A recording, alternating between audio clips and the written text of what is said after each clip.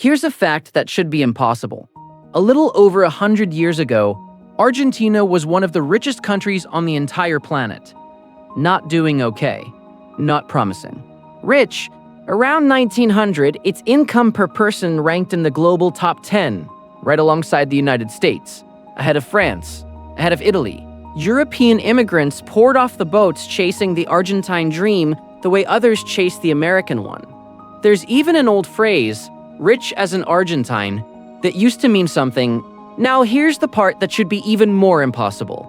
Since then, Argentina has defaulted on its debt around 9 times. It has run a budget deficit in 113 of the last 123 years.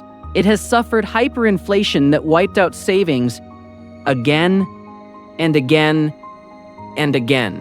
And it has built such a deep, generational distrust of its own currency that its citizens are right now hiding an estimated $200 billion in cash under mattresses and inside walls rather than keep it in a bank.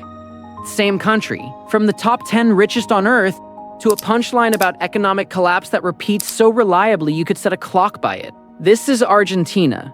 And the real question was never why it's poor, because it isn't exactly poor. The question is far stranger.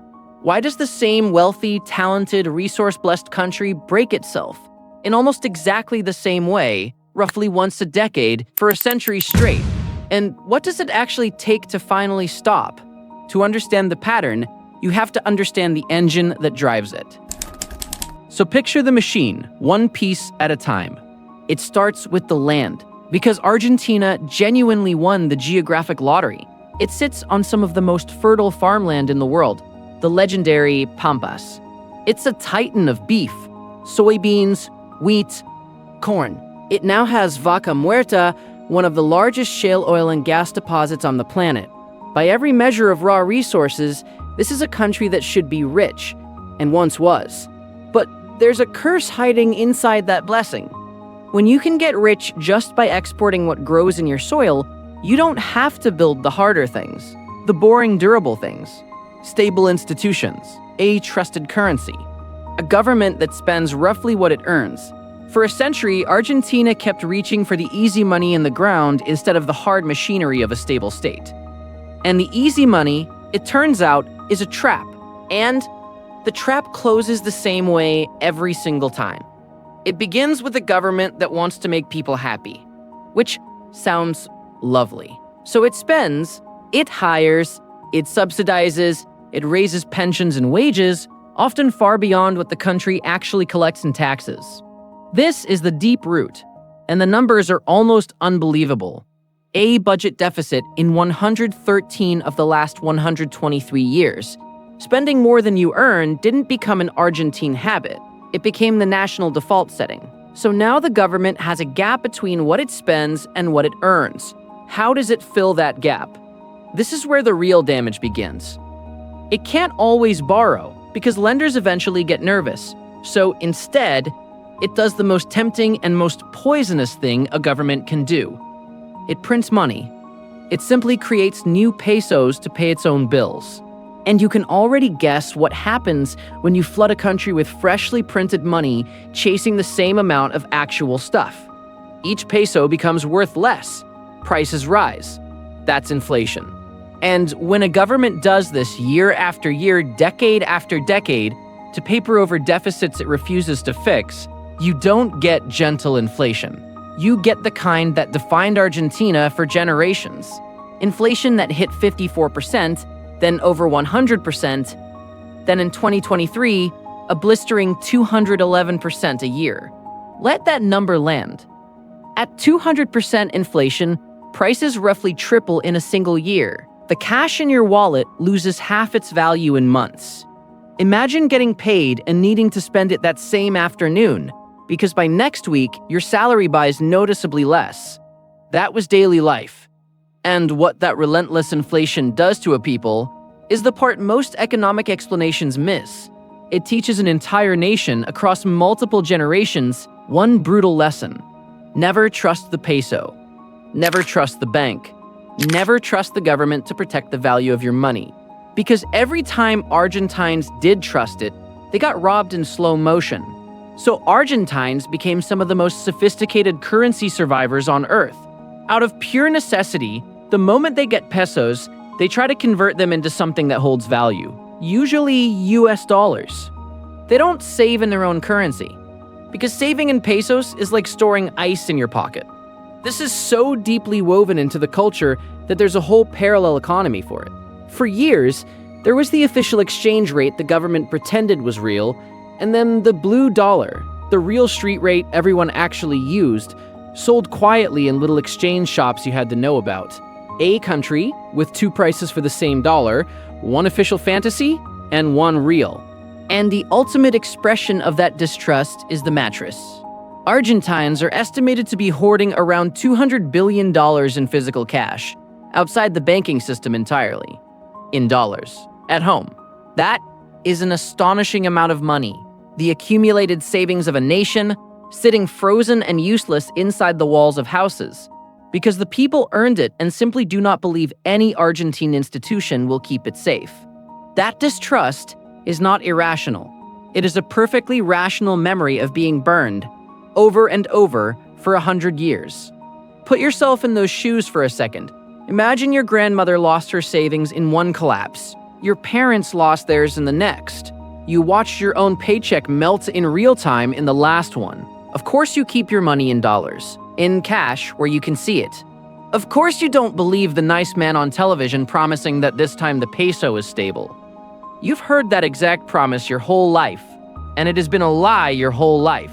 In Argentina, hoarding dollars in your wall isn't paranoia. It's wisdom passed down like a family recipe. Now watch the loop complete.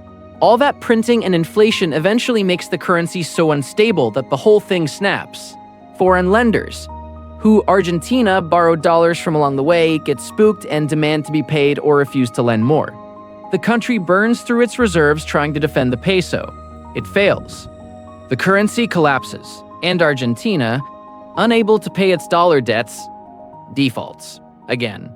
The most spectacular version was 2001. After years of pegging the peso 1-to-1 to the dollar, a fantasy the country couldn't afford, the whole thing detonated. The economy shrank by around 20%.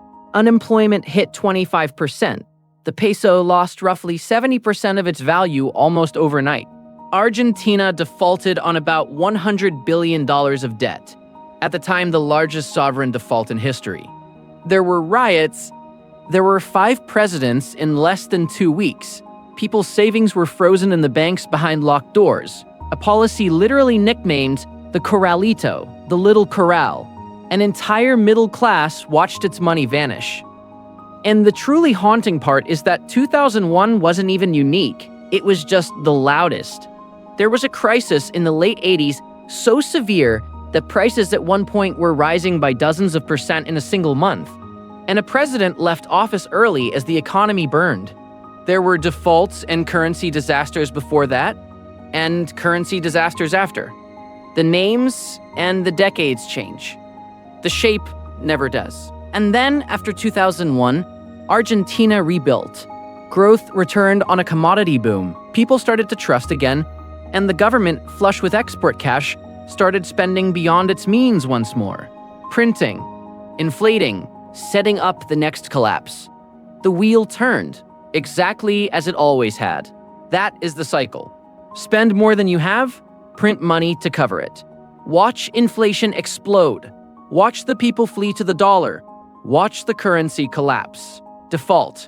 Recover. And then, with the memory still fresh, do the entire thing over again. 9 defaults. A century of it. A machine for converting a rich country into a cautionary tale on a loop.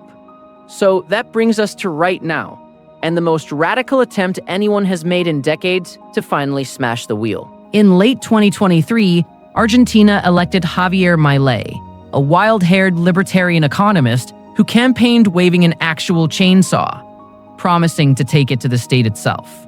He inherited the usual horror show, inflation running over 200%, the central bank with effectively negative reserves, poverty climbing towards 60%.